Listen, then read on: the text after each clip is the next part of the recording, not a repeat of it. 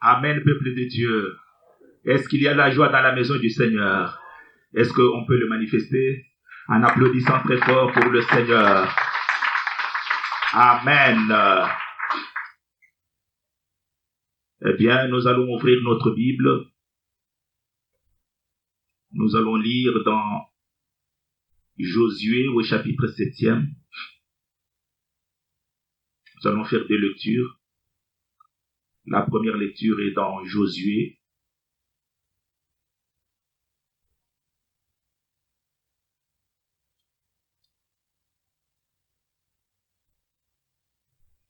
Au chapitre 7e, verset, nous allons commencer à partir du verset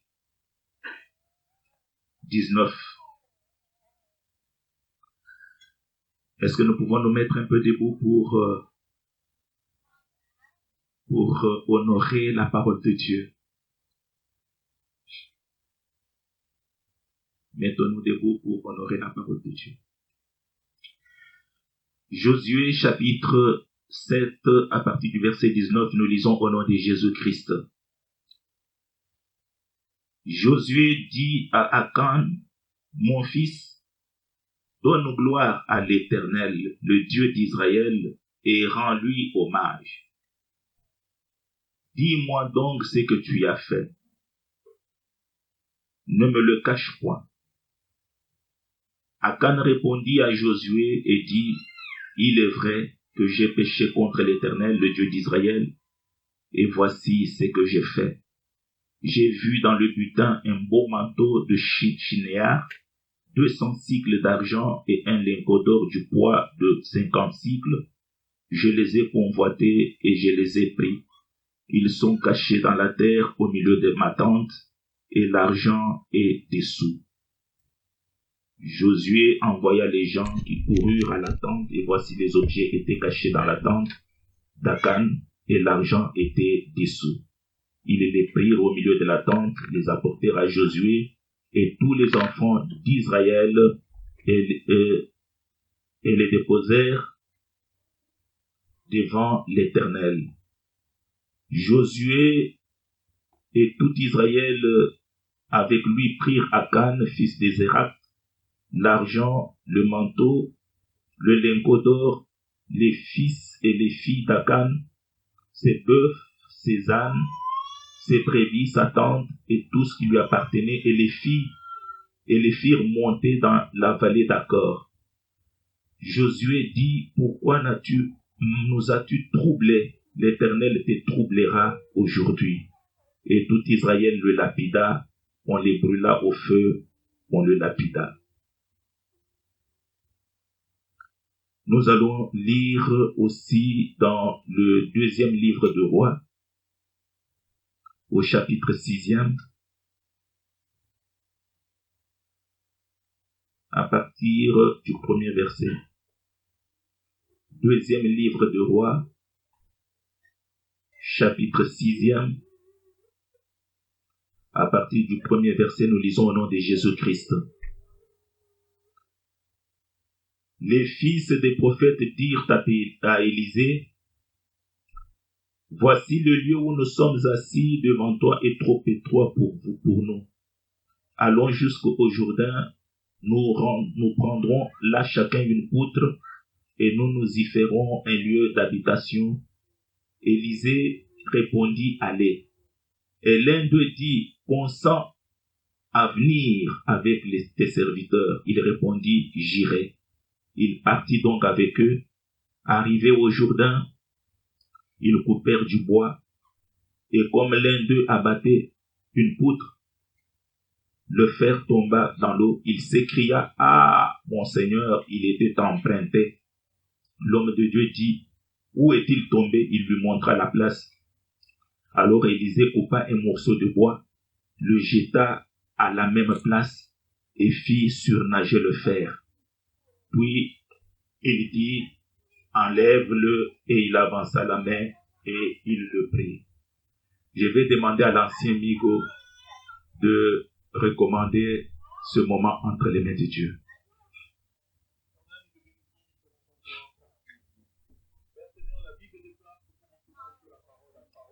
Amen.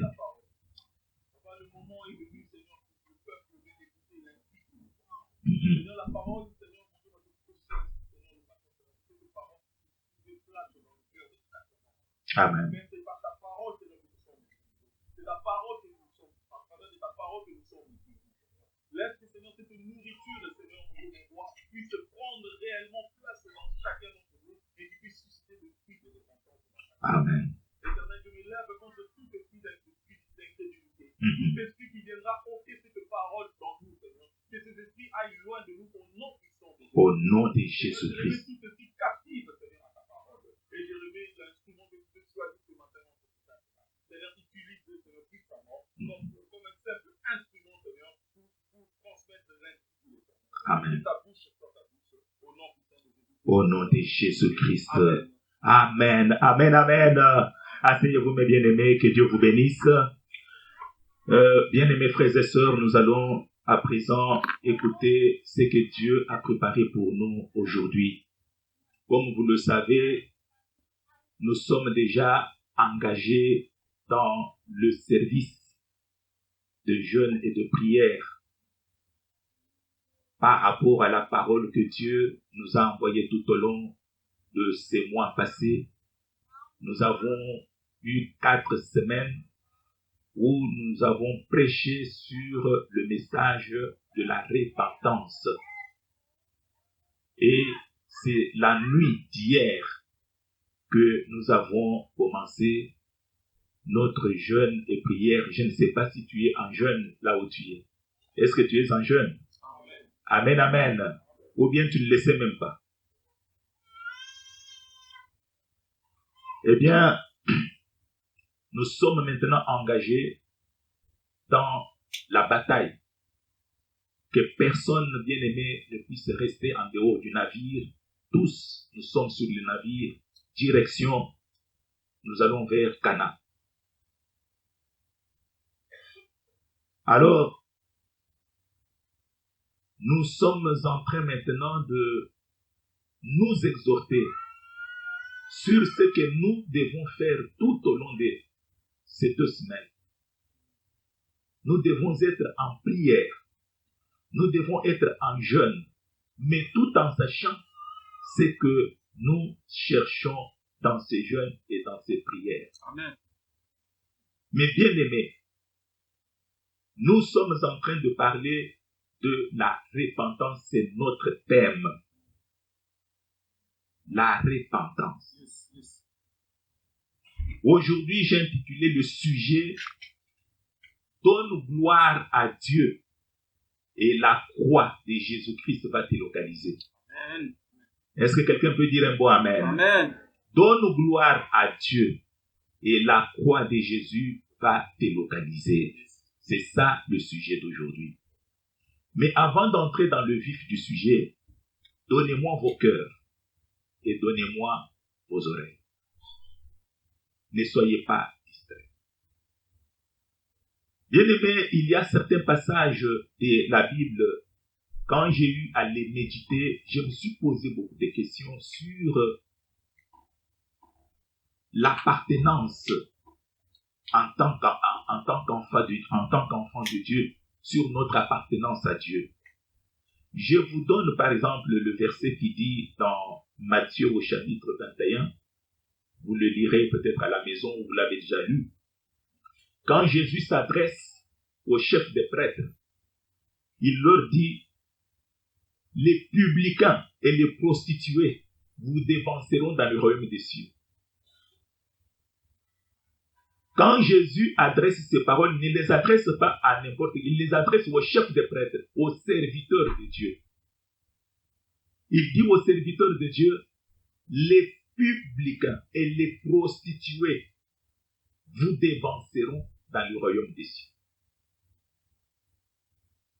J'ai eu à méditer aussi un verset qui dit par exemple, Jésus dit, ce ne sont pas ceux qui me disent Seigneur, Seigneur, qui entreront dans le royaume des cieux, mais sauf celui-là qui fait la volonté de mon Père. J'ai lu encore un verset où il disait, plusieurs d'entre vous me diront ce jour-là, n'est-ce pas, nous avons prophétisé en ton nom. N'est-ce pas, nous avons chanté en ton nom. N'est-ce pas, nous avons fait des miracles en ton nom. N'est-ce pas, nous avons chassé les démons en ton nom. Mais je leur dirai ouvertement, je ne vous ai jamais connu. Je ne vous ai jamais connu. Quand j'ai réuni tous ces versets, je suis arrivé à la conclusion, et vous serez d'accord avec moi, que la conversion ne dépend pas des nombres d'années qu'on a passées dans l'église. La conversion ne dépend pas non plus de la position qu'on occupe dans l'église. On peut être pasteur, on peut être bishop, on peut être apôtre, mais sans être converti. Et j'aimerais dire à l'église ceci, tenez-les bien. Le but de Dieu, que Dieu poursuit dans son église, si nous venons à l'église, comme tu es là, nous sommes là, le but que Dieu poursuit, c'est de former des hommes et des femmes convertis. Ça ne sert à rien que nous venions à l'église sans être convertis. Quand Jésus dit que plusieurs me diront Seigneur, Seigneur, mais ils n'entreront pas. Ce n'est pas parce qu'ils me disent Seigneur, Seigneur, ce n'est pas parce qu'ils chantent, ce n'est pas parce qu'ils font des déclarations de foi, ce n'est pas tout ça, mais ce sont ceux qui font la volonté de mon Père. Ça veut dire tout simplement, comme la Bible aussi le dit, il y a beaucoup d'appelés, mais peu d'élus. Les élus, ce sont les convertis. Et nous devons chercher à être parmi les convertis. On peut être dans l'église, mais sans être converti. C'est à toi, c'est à moi, chacun de nous, qu'on se demande, est-ce que nous sommes convertis? Est-ce que moi, je prêche la parole de Dieu, mais est-ce que je suis converti? Toi aussi, dans ce que tu fais, tu chantes peut-être. Peut-être tu es protocole. Peut-être tu es, je ne sais pas, dans l'un ou l'autre département dans l'église. Est-ce que tu es converti? Parce que c'est ça notre terminus, c'est ça notre idéal, c'est d'être converti. Quand Dieu dit que Dieu, il est terrible dans l'assemblée des saints, ça veut dire quoi? Ce n'est pas dans l'assemblée des hommes pécheurs, dans l'assemblée de ceux qui ne sont pas enfants de Dieu. Parce que tous dans l'église, on n'est pas enfants de Dieu. Les seuls enfants de Dieu, ce sont les convertis. Quand Dieu est terrible dans l'assemblée des saints, ça veut dire Dieu est terrible là où il y a des convertis. Là où il y a des gens. La conversion, c'est quoi? La conversion, ce sont des personnes qui se sont détournées de leur façon de penser, d'agir, et qui sont résolument retournés vers Dieu. Ceux qui ont abandonné la direction où ils allaient, et ils ont pris la direction de Dieu, et ils se sont engagés résolument sur la voie de Dieu. Est-ce que chacun de nous se pose la question, est-ce que tu es engagé résolument sur la voie de Dieu? Il ne suffit pas tout simplement d'être là pour dire, voilà, j'étais à la prière. Mais est-ce que tu es connu de Dieu? Est-ce que Dieu te connaît? Dieu ne connaît que ceux qui sont convertis. Or, la conversion, comme je vous ai dit tout à l'heure, ce n'est pas le nombre d'années dans l'église, ce n'est pas la position que tu occupes dans l'église. Vous savez qu'un jour, Jésus surprend l'apôtre Pierre. Pierre qui était avec Jésus tout le temps. Mais Jésus surprend Pierre pour lui dire, Pierre, quand tu seras converti, affermis tes frères. C'est-à-dire, Pierre n'était pas encore converti. Bien qu'il était avec le Seigneur, mais il n'était pas converti. Cela n'a pas dépendu de la position qu'il occupait auprès de Jésus. Cela n'a pas dépendu du nombre d'années qu'il a fait avec Jésus. Mais il n'était pas converti. Il a fallu, quand Jésus est mort et ressuscité, c'est alors que Pierre s'est converti lorsqu'il a reçu le Saint-Esprit. Est-ce que vous êtes avec moi? Amen. Bien-aimés, le but que nous poursuivons, que nous puissions former une église des hommes et des femmes convertis. Or, la conversion commence par la repentance. On ne peut pas être converti sans se repentir. On ne peut pas dire qu'on est devenu enfant de Dieu tant qu'on garde encore des choses qu'on n'a pas dit, des choses qu'on cache. Tant qu'on cache certaines choses, tant qu'on cache les choses à nous, bien-aimés, Dieu ne peut pas nous agréer comme ses enfants. Est-ce que vous êtes avec moi, mes bien-aimés? Je ne serai pas long aujourd'hui. Je vais être très bref. Regardez. Dans la lecture que nous avons lue, la première lecture, on nous parle d'un certain Akan. Akan était un enfant d'Israël, de la tribu de Juda. Ils sont allés combattre, mais Israël a perdu la guerre devant une petite armée. Josué a dit non, ce n'est pas possible que nous perdions cette guerre. C'est qu'il y a quelque chose.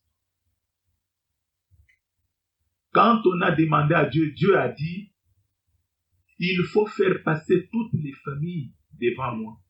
Je vais mettre la main sur celui qui vous a apporté l'échec. Ma soeur, mon frère, à cause d'une seule personne, toute une famille peut souffrir. À cause d'une seule personne, toute une église peut souffrir. À cause d'une seule personne, tout un pays peut souffrir. Est-ce que vous êtes d'accord avec moi? Amen. Est-ce que tu es à la base de la souffrance que connaît aujourd'hui ta maison? Ton mari, tes enfants souffrent à cause de toi. Ta femme, tes enfants souffrent à cause de toi. Bien-aimé, il y a même des enfants. Comme tu es là, les enfants, écoutez-moi. Tu peux être à la base de la souffrance de tes parents quand tu as ouvert la porte. Akan avait ouvert la porte. Dieu a dit, tout ce que vous prendrez comme butin de guerre, c'est frappé d'interdit. Il ne faut pas prendre ça. Mais Akan a pris des choses, de l'or, il a pris de l'argent, il a pris tous les beaux vêtements, il a caché. Au lieu de dire, devant cet échec, il fallait même qu'il sorte devant le roi pour dire, si le pays a échoué, si ma famille a échoué aujourd'hui, c'est parce que j'ai caché certaines choses. Qui a le courage aujourd'hui, ma soeur, mon frère, parmi nous, pour reconnaître aujourd'hui que la souffrance que ma maison connaît, la souffrance que ma famille connaît, c'est à cause de moi. C'est Dieu, c'est ce courage-là que Dieu attend de chacun de nous. Est-ce que tu peux ramasser ton courage pour dire à Dieu, mon Dieu, aujourd'hui ma famille connaît des moments difficiles et ces moments ici, c'est moi qui suis à la base. C'est ce qui a manqué à Akan. Akan n'a pas eu le courage. Ma soeur, mon frère, je te demande, et c'est Dieu qui parle au travers de moi ce matin. Il parle à toi et à moi. Il dit, il faut braver la honte. Il faut bien aimer t'élever et ne rien cacher. Akan n'avait pas le courage. Akan avait caché. Il a fallu que Dieu intervienne pour dire, Josué fait passer maintenant tous les enfants d'Israël devant moi, par tribu, et après je vais aller par famille. On a passé toutes les tribus devant Dieu. Et Dieu, de toutes les tribus, Dieu a pointé une tribu. C'était la tribu de Juda. Toutes les autres tribus sont rentrées à la maison. Ils n'étaient pas concernés. Et devant la tribu de Juda, comme il y avait plusieurs familles, Dieu dit, faites passer maintenant toutes les familles devant moi. C'est la famille telle. On a choisi ta famille. Toutes les autres familles sont rentrées à la maison. Maintenant, ta famille qui est restée là, Dieu a dit, mettez-moi toute la famille, et les oncles, et les tantes, et les neveux. Et on est venu pointer ta maison. C'est ta maison qui a attiré les malheurs sur Israël.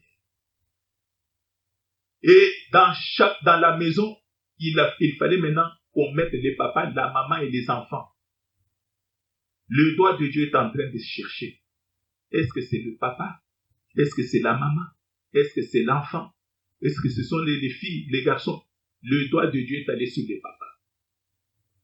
C'est le papa qui était à la base des malheurs que connaissait tout un pays. Le papa Akan. C'est ainsi que Josué s'est présenté devant Akan pour dire, mon fils, donne gloire à Dieu. Ne cache pas ce que tu as fait. C'est le message que Jésus nous adresse aujourd'hui.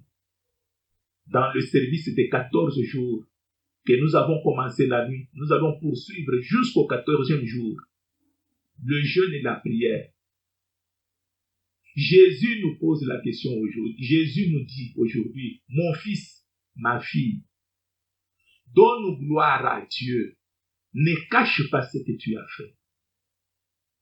Akan, pourquoi tu caches? Akan a commencé à aller à gauche, à droite, fin de fin, mais c'était déjà tard. C'est alors qu'Akan a dit, oui papa, l'homme de Dieu, Dieu a raison.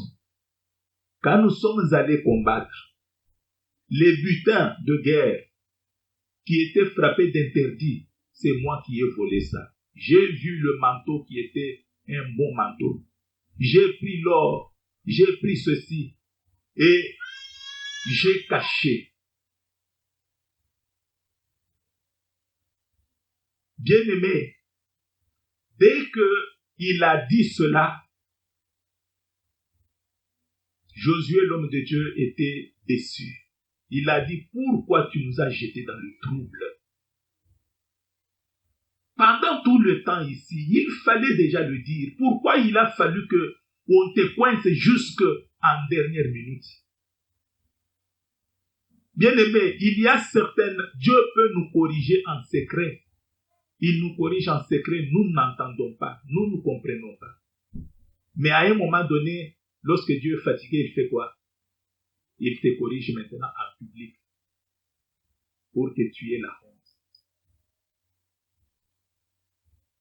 Akan, qu'est-ce qu'il a fait comme conséquence de son acte? On s'est saisi de toute la famille d'Akan. On a saisi sa femme, on a saisi ses enfants, on a saisi tous ceux de sa maison, on les a tués. Mais on tue même les innocents. On tue même les innocents. Ma soeur, mon frère, nous sommes en train de faire tuer les innocents dans nos familles, dans nos maisons. Le problème qui est dans ta maison là, ce n'est pas elle, ce n'est pas lui, ce n'est pas elle. C'est toi qui es à la base de malheur qui frappe ta maison. C'est que Dieu te demande une seule chose. Donne gloire à Dieu, ne lui cache rien. Ne cache rien, ma soeur, mon frère. Bien-aimé, dans la deuxième lecture que nous avons lue, on nous parle de Élisée. Élisée venait de se séparer avec son maître Élie. Et vous connaissez dans quelles circonstances ils se sont séparés au Jourdain. Élie est monté au ciel. Élie a été enlevé par Dieu au ciel. Et il a laissé son manteau à Élisée, une double portion de ce qu'il avait.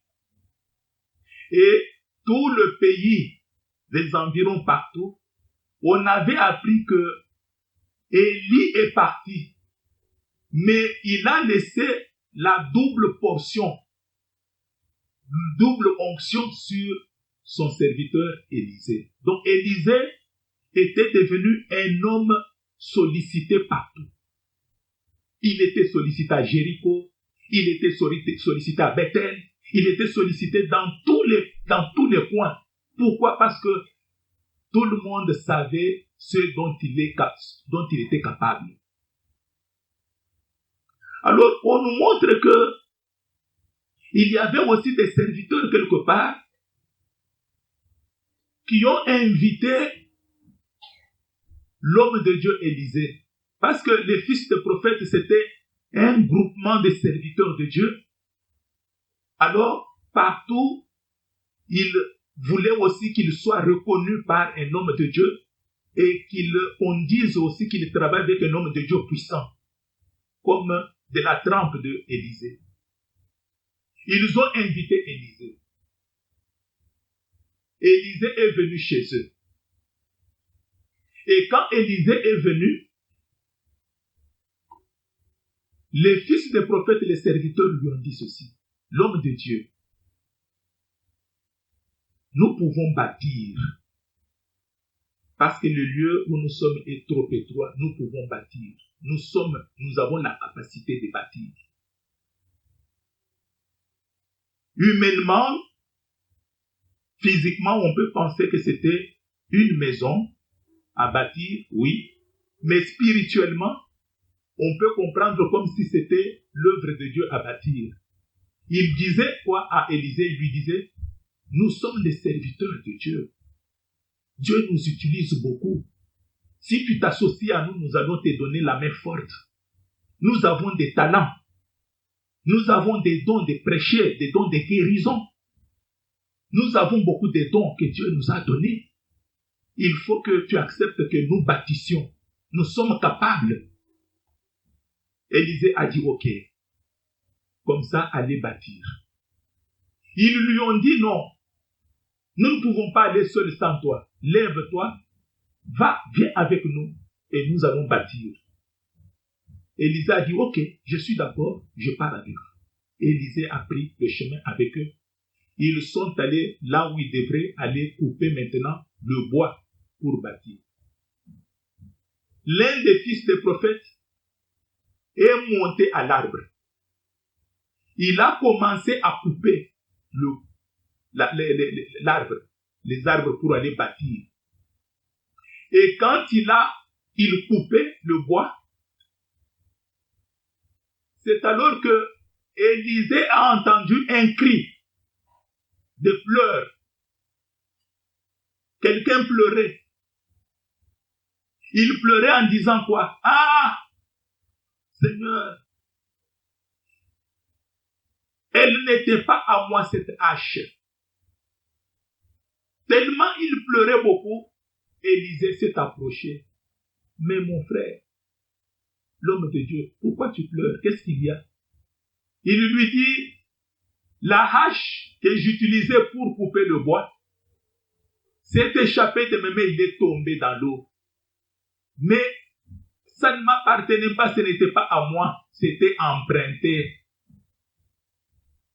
Est-ce que vous avez retenu ça? C'était emprunté. C'est alors que l'homme de Dieu se dira, mais vous m'avez dit que vous étiez capable. Vous m'avez dit que vous avez des dons. Vous m'avez dit que vous avez des capacités que Dieu vous a dotées. Mais d'où vient maintenant que vous reconnaissez maintenant que ce n'était pas à vous ces dons-là? Vous ne travaillez pas avec ce que Dieu a déposé en vous, mais vous aviez emprunté. C'est-à-dire, on vous a prêté ce que vous êtes en train de faire. Vous bâtissez avec des choses d'emprunt. Donc, la vérité est sortie au grand jour. Est-ce que vous êtes avec moi? Amen. Vous me comprenez bien? Amen. C'était quelque chose qu'il cachait. Que nous étions capables parce que nous avons les dons. C'est aujourd'hui même dans l'œuvre de Dieu ici, vous pouvez voir un grand prédicateur avec une grande église. Des milliers de personnes. Il touche les personnes tombent. Il regarde seulement du côté des femmes, il souffle comme ça, surtout les mamans. Les papas résistent souvent un peu à des choses comme ça. Au moins, il y a un prédicateur qui côté à papa.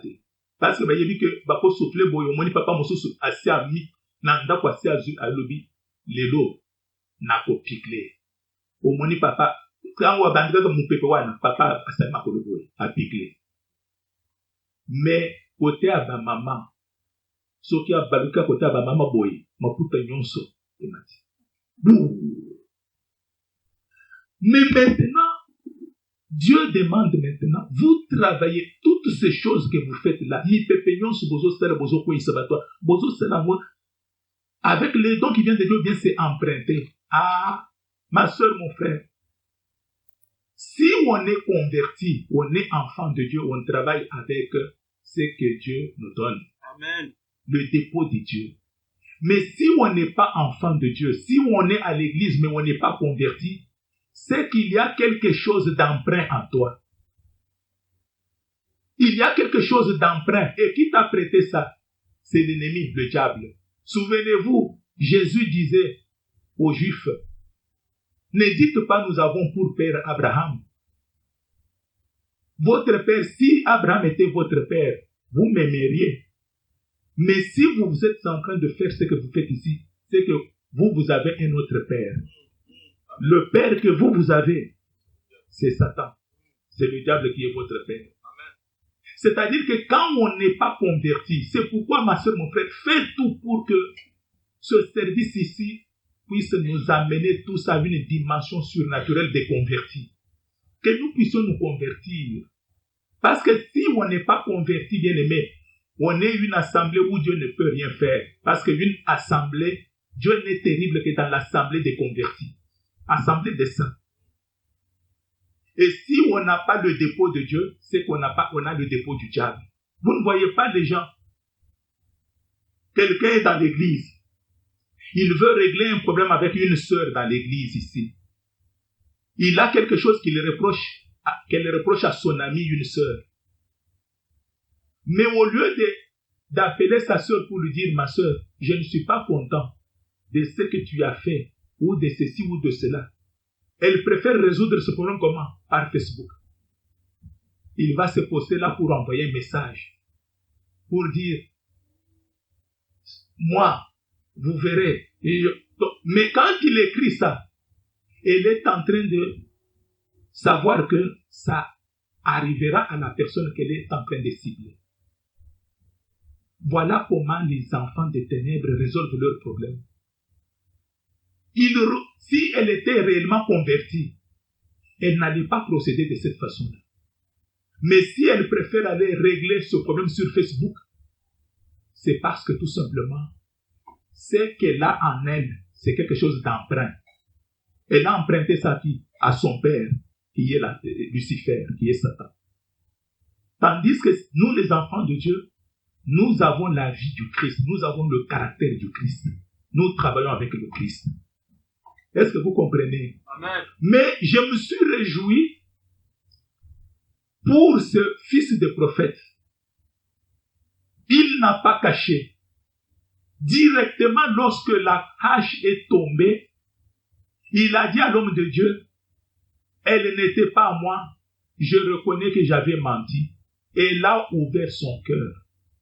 Il a avoué ce qui s'est caché en lui. Ce n'était pas à moi, j'avais menti. Je n'avais pas ce don-là de faire tomber les gens ou de guérir. Je m'étais entendu avec des gens pour qu'ils témoignent que c'est moi qui les avais guéris par ma prière. Mais ce n'était pas moi, c'était une aventure. Le fils du prophète, dès qu'il a reconnu, c'est pourquoi la Bible dit, te demande aujourd'hui, donne gloire à Dieu, ne cache pas.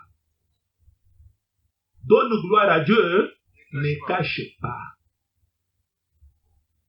Lorsque le prophète a dit cela, l'homme de Dieu a dit, montre-moi là où c'est tombé. Et le fils du prophète a indiqué, c'est par là, c'est là, cette entrée-là. Bien-aimé, le moment est venu où chacun de nous doit dire là où il est tombé. Amen. Où est-ce que tu es tombé? Tu es tombé où? Tu es tombé dans l'adultère. Montre l'endroit où tu es tombé. Tu es tombé où? Tu es tombé dans le meurtre, dans les avortements. Montre là où tu es tombé. Lorsque le fils de prophète a montré, bien aimé, il y a quelque chose de merveilleux lorsque nous montrons à Dieu là où nous sommes tombés. Parce que qu'est-ce qui se passe? C'est ce qui s'est passé là-bas. Dès qu'il a montré l'endroit où il était tombé, où la hache était tombée, l'homme de Dieu Élisée, la Bible dit, il a pris un morceau de bois. Il a pris un morceau de bois, il a jeté juste là où on lui a montré. Et quand le morceau de bois est allé là où la hache était tombée, le morceau de bois est entré jusque là où la hache était tombée. Et quand le morceau de bois est arrivé à l'endroit où la hache était tombée, le morceau de bois a commencé à faire surnager le fer. La hache, c'est le fer. Hein? Mais est-ce que vous avez déjà vu le bois attiré par le fer? Le bois a attiré le fer et le bois a ramené le fer jusqu'à la surface. C'est pour dire ceci, mes bien-aimés frères et sœurs. Lorsque tu montres à Jésus là où tu étais tombé, tu lui avoues ta faute, tu lui parles que j'ai fait ça, qu'est-ce qui arrive? Le bois, le morceau de bois qu'Élisée avait jeté, c'est le symbole de la croix de Jésus-Christ. La croix de Jésus-Christ va jusque là où tu étais tombé. Et c'est là qu'il va te relever. Yes. Est-ce que vous êtes avec moi? Bien-aimé, laisse que le bois de Christ, la croix de Jésus-Christ, te fasse surnager. Amen. Lorsque Adam et Ève ont péché, ils sont tombés dans le péché. Bien-aimé, il a fallu que Dieu envoie à la croix. La croix est venue se planter là où Adam et Ève avaient péché. Adam et Ève avaient péché où? Sur la terre. Alors il a fallu que le bois, le morceau de bois, soit planté à l'endroit où Adam et Ève avaient péché. Amen. Amen. La croix est venue là où Adam et Ève avaient chuté. Et c'est alors que ce bois, la croix de Jésus-Christ, nous a relevés là même où nous avions chuté, où nos parents avaient chuté. Le bois de Jésus-Christ nous a fait surnager. Est-ce que vous comprenez, mes bien-aimés? Le problème, c'est toi et moi. Il faut que nous ne cachions rien. L'homme de Dieu, Josué, a dit à Akan, mon fils, glorifie Dieu. Donne gloire à Dieu. Ne cache pas. Qu'est-ce que tu as fait, ma soeur, mon frère, que tu veux garder pour ta réputation?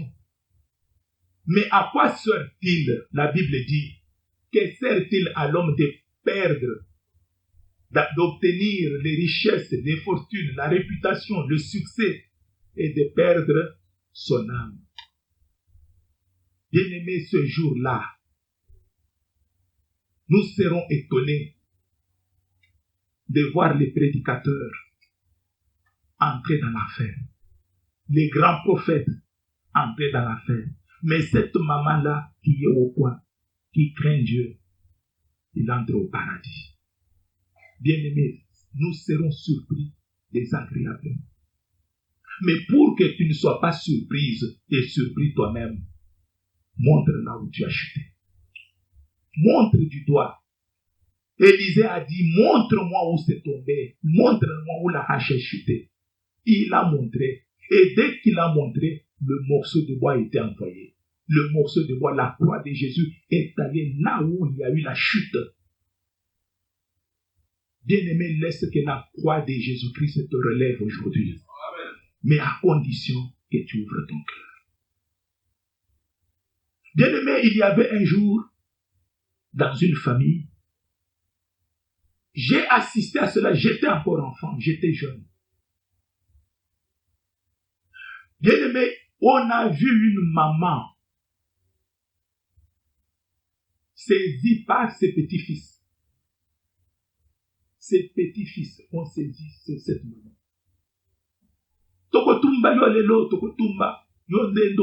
Bien-aimé, ils ont pris leur grand-mère. Elle n'était même pas encore vieille parce qu'elle avait l'âge de nos mamans à cette époque-là. Ils ont pris l'essence. Ils ont mis sur la maman. Bien-aimé, ils ont allumé le feu. Mais le feu était encore au début. On pouvait éteindre le feu. Son fils, si je cite le nom ici, ça ne va pas faire du bien parce que il est parenté à l'un des grands musiciens aujourd'hui au Congo. Ce musicien-là porte même le nom de son père, de son grand-père. C'est-à-dire le fils de la maman, comme toi, ta maman, brûlée par tes enfants. La maman est venue, le feu est encore aux habits. Il parle, elle cite le nom de son fils assis dans le véranda. Il dit, mon fils, tes enfants me brûlent, viens me sauver. Il dit, je ne te sauve pas. Bien-aimé, tu vas payer toi seul les dettes. Il dit ça à sa maman. Bien-aimé, la maman là a été calcinée en présence de son fils. Il va vers son fils recule. Pour même, donc la maman était en train de devenir charbon devant son propre fils. Parce qu'elle était sorcière. Depuis que tu es devenu chrétien, est-ce que ce n'est pas toi qui faisais partie de cette bande, de ces petits enfants qui ont brûlé leur grand-mère? Et tu veux quoi? Que quand tu es venu comme tu es là, tu n'as jamais confessé ça, mais qu'on te dise tout simplement, reçois au nom de Jésus-Christ, oh j'ai reçu mon mariage. C'est faux, tu ne recevras pas. Il faut d'abord que tu te répandes, la repentance. Honore, glorifie ton Dieu, ne cache rien. Si tu es passé par une voie pareille, ma soeur, mon frère, c'est le moment de parler. Ne cache pas ça. Est-ce que vous pensez que ces enfants-là, qui avaient posé cet acte, aujourd'hui, je pense, ils peuvent avoir mon âge. Je me demande s'ils sont en vie. Je me demande s'ils sont en vie. Et même s'ils étaient en vie, ils mèneraient quelle vie? Est-ce que notre combat, c'est un combat charnel? Quand une sorcière est à côté de nous, une maman sorcière ou un papa sorcier ou quoi, donc nous devons le combattre par la chair. Non, c'est spirituel. Nous devons l'aimer. Nous haïssons ce qui est en lui ou en elle. Mais nous l'aimons et nous combattons contre ça. Nous prions. Notre succès, notre victoire viendra par la prière. Mais nous ne pouvons pas les porter le sang de ta mère qui t'a mis au monde, de ton papa qui t'a mis au monde. Aujourd'hui, tu ne lui envoies rien. Au pays où il est en train de souffrir. Tout simplement parce qu'on t'a dit, il est sorcier, elle est sorcière. Tu seras jugé. Amen, mes bien-aimés. Qu'est-ce que tu as fait? Vous savez, un jour, il y a une maman qui a dit à sa fille, la femme en question, il avait reçu dans sa maison sa belle-mère. Sa belle-mère était venue du village. Elle est venue s'établir, rester dans la maison de son fils. Son fils unique. Mais comme cette maman-là était venue bien aimée, elle avait un défaut. Le défaut, c'était l'œil. Elle ne voyait pas bien. Elle avait un défaut. Et la maman-là avait demandé à sa belle-mère de ne pas se mettre devant, là par où les gens viennent entrer. Il faut qu'elle se mette derrière parce qu'elle fait la honte. Mais cet œil-là, ce défaut-là, c'était parce qu'elle avait défendu son fils qui allait mourir. La maman lui disait toujours, la belle-mère lui disait, si tu me vois aujourd'hui dans cette... J'étais une belle femme, mais si tu me vois ce que je suis devenu, c'est parce que j'ai sauvé ton mari. Il n'allait pas être là, mais j'ai fait tout pour faire qu'il soit ce qu'il est. La maman avait l'œil, avait des brûlures aux mains, parce qu'il était passé par le feu pour sauver son fils. Un jour, la maman ici dit à sa fille, 8 ans, quand ton père va venir aujourd'hui, dis-lui que tu as rêvé. Ta grand-mère ici était en train de demander d'aller dans leur réunion des sorciers. Tu dis ça à ton père, j'ai vu la grand-mère aujourd'hui. Tu entends? Oui, j'entends. Ne dis pas que je t'ai dit ça. Bien aimé, quand le papa est venu, la fille est allée dire. D'abord, c'est la maman qui a annoncé. Tu sais, Jackie a une nouvelle à te donner. Jackie vient, la fille vient. Papa, j'ai rêvé. Ma grand-mère m'entraînait aujourd'hui dans la sorcellerie. C'est vrai. La maman est deuxième, troisième vitesse. Ma camarade, ça fait. Je t'ai toujours dit ça. Aujourd'hui, notre fille, maintenant, comme on l'a invitée là, c'est fini. Elle est déjà sortie. Et qui l'a abîmé? Ta mère. Bien-aimé, le garçon a fait plier les bagages à sa maman pendant la pluie. Il dit, je ne veux pas te voir aujourd'hui dans ma maison. Elle a supplié son fils. Je ne connais pas. Ce qu'elle dit là, je ne connais pas mon fils, je ne connais pas. Peut-être que c'est un rêve seulement, je ne connais pas. La maman est partie sous la pluie en train de pleurer. En train de pleurer. Bien-aimés, ce sont des gens de quartier qui commençaient à aider cette maman-là avec un pain à manger. Quelques mois après, la maman est morte de soucis et on l'a enterrée. Vous qui avez commandité ça, vous pensez que vous pouvez être là aujourd'hui, là où vous êtes, et que vous disiez, oui, j'ai déjà cru en Jésus comme mon Seigneur et Sauveur. Et on dit, recevez, tu dis, Anayambi, na kombo na Yesu. Ma fille, donne gloire à Dieu. Qu'est-ce que tu caches? Qu'est-ce que tu caches? Il faut que tu le dises. Si tu ne le dis pas, ma soeur, mon frère, c'est ça ce qui est en train de bloquer ta vie. C'est là qui t'empêche de devenir une fille, un homme, une femme convertie. Quand Pierre a compris ces choses, Pierre, au moment qu'il est devenu converti, Pierre a fait des choses extraordinaires. Les gens qui étaient venus pour demander, mais qu'est-ce que nous pouvons faire pour devenir aussi comme vous? Pierre a dit, je n'ai qu'un message. Répandez-vous et convertissez-vous. Répandez-vous. Actes des Apôtres, chapitre 2, verset 30. Répandez-vous. Bien-aimés, nous sommes dans un service de repentance.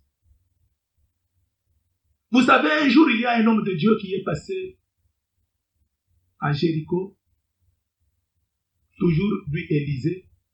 Comme il avait du succès, je vous ai dit, il avait le succès parce qu'il avait reçu la double portion. Les habitants de Jéricho ont suivi Élisée et lui ont dit, l'homme de Dieu, tu vois, nous sommes en bonne santé. Tu vois, nous sommes bien en veste. Tu vois, nous sommes bien habillés. Nous sommes... Mais, ne suis pas ce que tu vois, c'est l'apparence. Nos os sont amers. Nos os sont amers. Comme pour dire quoi? Ces gens ont été humbles. Ils ont reconnu que ce n'est pas la beauté physique que tu as. Parce que derrière cette beauté-là, quand tu rentres dans ta maison, tu pleures. Tu pleures, il y a des problèmes qui te rongent le cœur. Rien ne marche. Oche make-up. Make-up. Les abongos. Oche make-up, oche make-up. Or derrière make-up, il y a des problèmes. Il y a des problèmes. J'ai déjà vu, je ne sais pas, ça fait des années, une fille très jolie sur Internet. Très jolie, tu le vois. Mais un jour, elle a décidé de montrer ce qu'elle était. Elle s'est déshabillée devant, sur les réseaux sociaux. Elle a dit, je souffre. Malheureusement, elle avait choisi un mauvais lieu pour aller faire ce qu'elle avait fait. Au lieu d'aller voir l'homme de Dieu, pour se repentir, il est allé sur les réseaux sociaux. Vous me faites souffrir, pourquoi? Eh non, non, non, non. Je ne me suis pas entendu avec vous comme ça. Les esprits mauvais, non. Maintenant, regardez comment il enlève les habits. Il avait la couche. Il dit, je ne fais que marcher en couche. Les couches, les lingettes, les pampers. Donc, une belle fille, vous la voyez en ville, vous dites, ah, ça c'est une femme à épouser. Or, cette femme à épouser là, il ne porte que des pampers. Parce que elle est allée toucher au fétiche. Bien-aimés, il faut que nous arrivions. Je disais à l'homme de Dieu, les habitants de Jéricho sont allés dire, ne voyez pas notre beauté, ne voyez pas. Derrière nous, nous avons des problèmes. Viens, ils nous ont montré le problème. Et quand ils ont indiqué là où se trouve le problème, l'homme de Dieu a envoyé le morceau de bois, la croix de Jésus. Il a dit quoi? Il a dit, je dois aller, montrez-moi la source du problème. Ils sont allés jusqu'à la source. C'est là qu'il a prié. Il a assaini les eaux qui étaient amères. Les eaux sont devenues propres et la ville a été sauvée. Si tu veux être sauvé avec ta famille, bien-aimé, et pour que notre Dieu soit terrible dans ta maison, terrible dans notre église, terrible dans ta vie, le moment, l'occasion nous est donnée. Que nous nous repentions de nos péchés. Nous avons fait beaucoup de choses. Nous avons fait des choses en secret, bien-aimés, que les gens ne connaissent pas. Mais Dieu nous donne l'occasion aujourd'hui de nous repentir. Montrez seulement là où tu as chuté. Le morceau de bois va descendre là pour te relever. Amen. Que Dieu vous bénisse.